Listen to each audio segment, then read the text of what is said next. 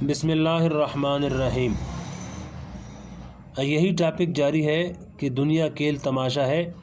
فرمایا کہ دنیا کی زندگی کی مثال اللہ جل شانہ اس آیت میں انسانی زندگی کے مراحل بیان فرما کر آگے اس دنیاوی زندگی کی مثال بیان فرماتے ہیں۔ فرمایا کمثل غیث اعجب الکفار نباتہ ثم یہیج فتراہ مصفرا ثم یکون حطاما، یعنی اس دنیاوی زندگی کی مثال ایسی ہے جیسے اللہ جل شانہ نے آسمان سے بارش برسائی اور اس بارش کے نتیجے میں خشک پڑی ہوئی زمین پر سبزہ اگ آیا اور سبزی اور ترکاریاں پیدا ہو گئی اور کھیت ہرے بھرے ہو گئے۔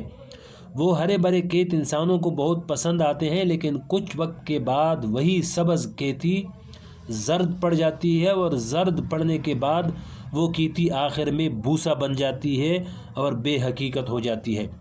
یہی حال اس دنیاوی زندگی کا ہے۔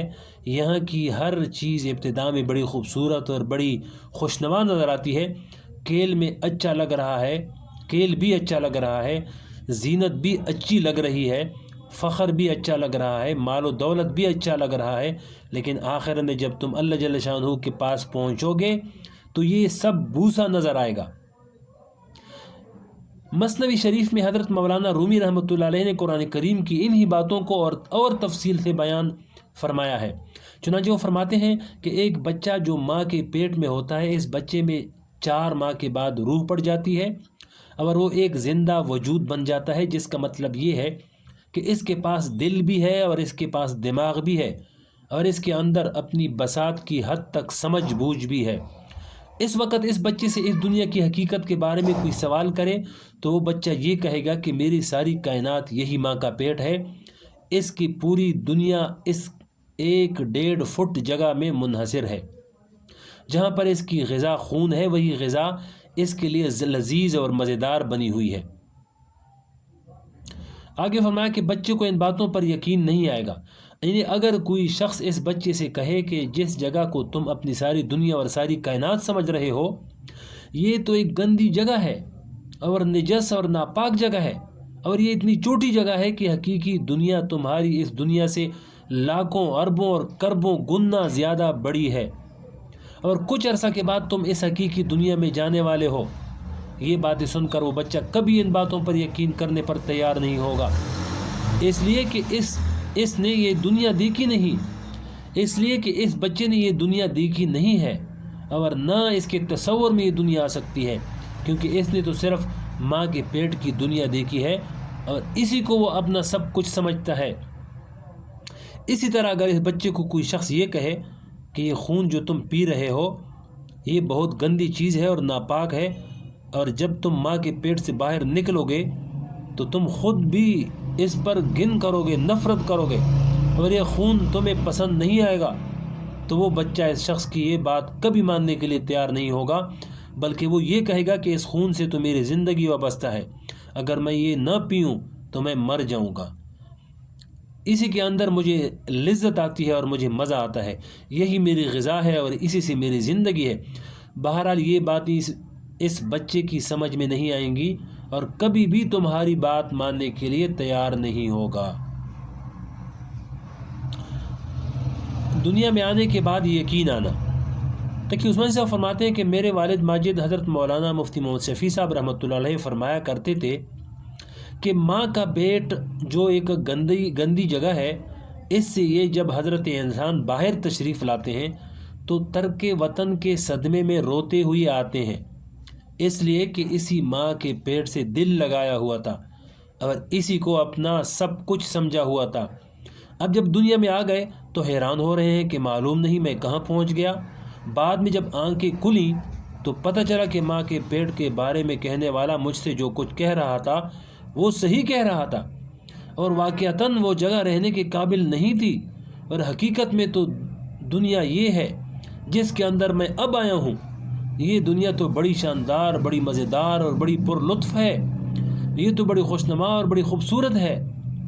اب پیدا ہونے کے بعد جس کمرے میں وہ مقیم تھا، اسی کمرے کو سب کچھ سمجھ رہا تھا۔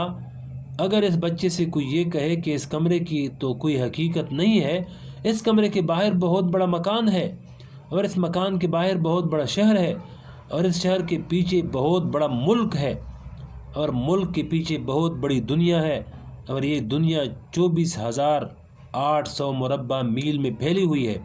چونکہ اس بچے نے اب تک دنیا کا صرف ایک کمرہ دیکھا تھا، اس لیے 24,800 مربع میل میں پھیلی ہوئی یہ دنیا اس کے تصور میں نہیں آ سکتی، لیکن جب وہ اس کمرے سے باہر نکلے گا تو اس وقت اس کو نظر آئے گا کہ اس کمرے جیسے بہت سے کمرے اور بھی ہیں، اور جب وہ اس گھر سے نکلے گا تو اس کو شہر نظر آئے گا، اور جب شہر سے نکلے گا تو اس کو ملک نظر آئے گا، اور ملک سے نکلے گا تو اس کو دنیا نظر آئے گی۔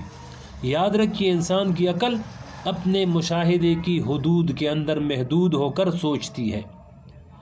یاد رکھیے، انسان کی عقل اپنے مشاہدے کی حدود کے اندر محدود ہو کر سوچتی ہے، اور صرف مشاہدہ کے اندر آنے والی چیزوں کو ہی اپنا سب کچھ سمجھ رکھا ہے۔